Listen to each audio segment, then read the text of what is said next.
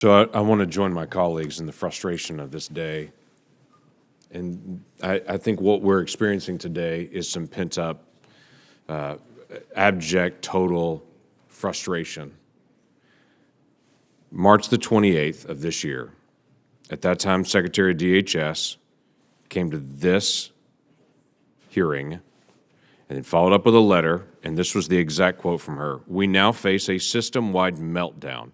DHS facilities are overflowing, agents and officers are stretched too thin, and the magnitude of arriving and detained aliens has increased the risk of life-threatening incidents." Then she said, "My greatest concern is for the children who are put at high risk by this emergency, who are arriving sicker than ever before after traveling on the treacherous trek." But instead of actually providing funding during that time period, this Congress delayed and didn't provide the funding, didn't engage, didn't try to solve it. That same secretary over and over and over again said none of this gets better until the Flores agreement settled. I've had personal conversations with Democrat and Republican members on this committee and said, at what point do we finally admit the obvious statement that the Obama administration made, that the Trump administration made, that if we don't resolve the Flores settlement, none of this ever gets better because traffickers will continue to move children across our border. But children are currently being used as pawns now on the border to try to hurt the Trump administration. And my Democratic colleagues are trying to identify children that are not getting care, at the same time slowing down the process of getting humanitarian aid to try to hurt this presidential election. These kids are not pawns, and the administration has said for month after month after month, we need additional humanitarian assistance. But here's what's happened. Nothing happened after that meeting in March. May the 1st, HHS sent us a protracted letter to try to get additional assistance and saying that we're at a crisis moment. May the 17th, they contacted us again and said we're at a critical moment. Secretary Azar from HHS came back and said at that same time period, we're at a critical moment. We tried to move a humanitarian relief package with the disaster relief package on May the 22nd, and Leader Schumer came to the floor and made this statement: the Democrats are ready to pass the bipartisan disaster relief package that's already been agreed to and written, but we should pass disaster agreement as is and return to unrelated issues at a later date. Unrelated issues is this humanitarian issue. To say these unrelated issues are slowing down our disaster work, so we'll put the humanitarian work off till later. And then yesterday, Senator Schumer was back on the floor criticizing the president and criticizing all of these folks and their agencies, saying, why aren't you taking better care of the kids? When this committee has talked about it for months, y'all have asked for it for months, and all we've got to is we'll get to unrelated issues later. Now, I'm tired of people calling my office and saying, how come you don't care about the kids? I'm sure you're tired of reading in the media every day, how come you don't care about the kids? If 500 people showed up your house tomorrow and said, I'm going to stay here for a week, would your house be ready to take 500 people? What would you do if 500 people came to your house tomorrow and said, I need to stay here? Y'all are having to manage thousands of people showing up at facilities that are not prepared for thousands of people that never have been, and that are certainly not set up for kids. And the whole time we argue about what are we going to do when everyone knows the issue, it's the Flores settlement. Every smuggler uses that, and we won't acknowledge it, and there's been a dramatic slowdown on trying to actually get humanitarian aid.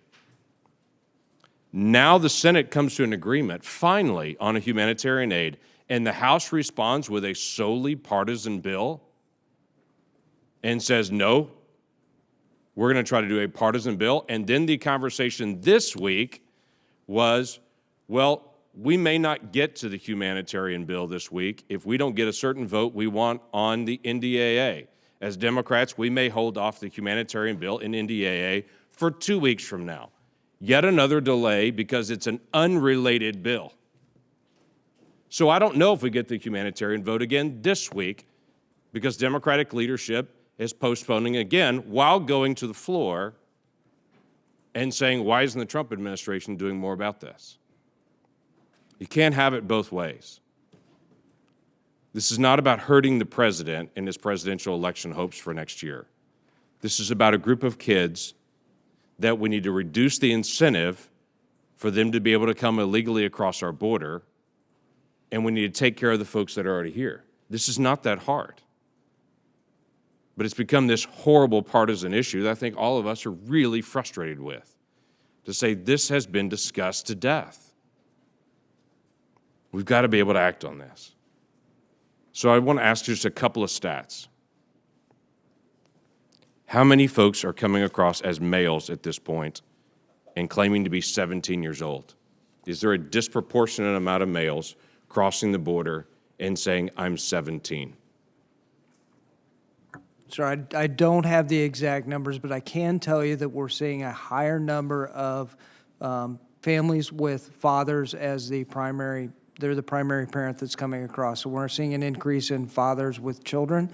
I don't have the exact numbers with me.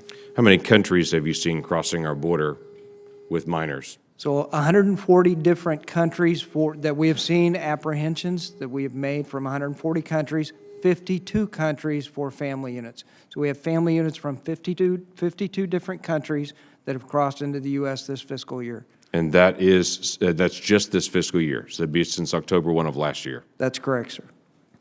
82% of the people you testified, people that are crossing the border, are coming from countries other than Mexico at this point. Is that correct? That's correct, sir. Guatemalan authorities that I met with this week have stated that DHS has worked very hard with them, and the Guatemalan authorities are continuing to be able to work because, quite frankly, the Guatemalan authorities don't want those kids also making this trek, and they're trying to do what they can to be able to slow down the flow from their side as well. And they were very appreciative of the work that DHS has done to be able to partner with Guatemala specifically. Now, I'm sure if I talked to the Honduran authorities and the El Salvadoran authorities, they would say the same. But the Guatemalan authorities this week were very grateful to our government and the work that they're doing to be able to help not only protect those kids, but quite frankly, they want their kids back home to be able to be there. And they're a little frustrated by this whole journey as well.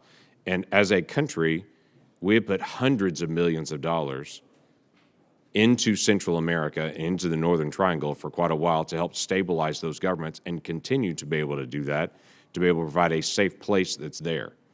So all of this conversation about we're doing nothing to be able to help the issues there really is we are doing a lot of things to be able to help the issues in Central America. What's not being done is deal with the pull factors here in the Flores settlement.